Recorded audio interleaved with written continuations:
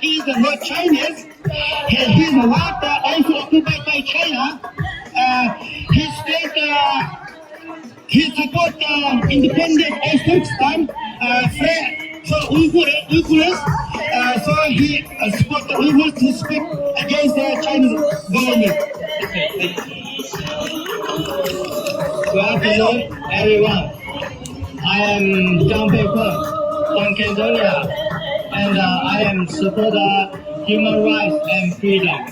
Today, July 5th, marks 16th University Tragic event in Turkestan. As someone from Cambodia, I want to say I stand with the Uyghur people.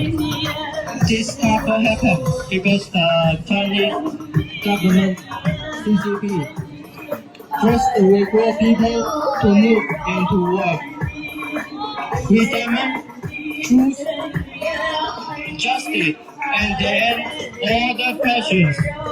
Them with the CCP, them with Xi Jinping.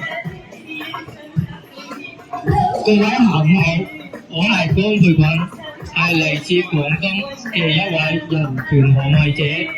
今日係7月5號，呢個日子呢係東塔決斯坦維吾爾人嚟講呢係一個無法磨滅嘅傷疤。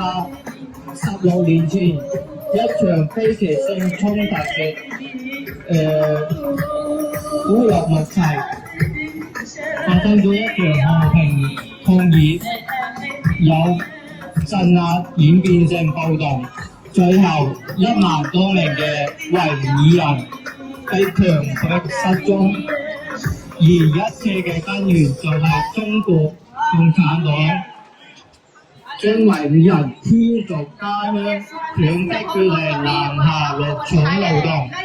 試諗下，佢哋俾中國逼過去一個完全陌生嘅地方，語言唔通，文化習慣又唔同，好自然同人哋就產生咗隔閡，甚至誤解。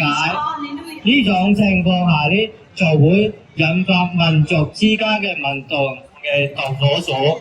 作為廣東人，我同維吾爾人企埋一齊，要求中共停止對同樣嘅種族滅絕，停止對維吾爾人嘅強迫勞動，關閉責任東塔決斯坦嘅集中營、東塔決斯坦嘅器官移植中心。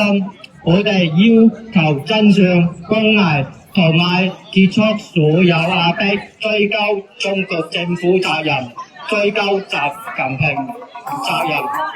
打倒共產黨，打倒共產黨，打倒習近平，打倒習近平。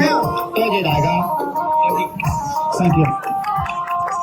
Fascist China! Fascist China! Fascist China! Fascist China! Terrorist China! Terrorist China!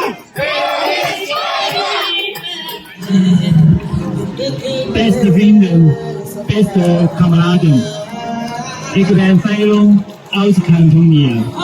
Die Jungen seien meine Freunde und der Puni seien meine Freunde. Darum sei ich vandaag auf de jury.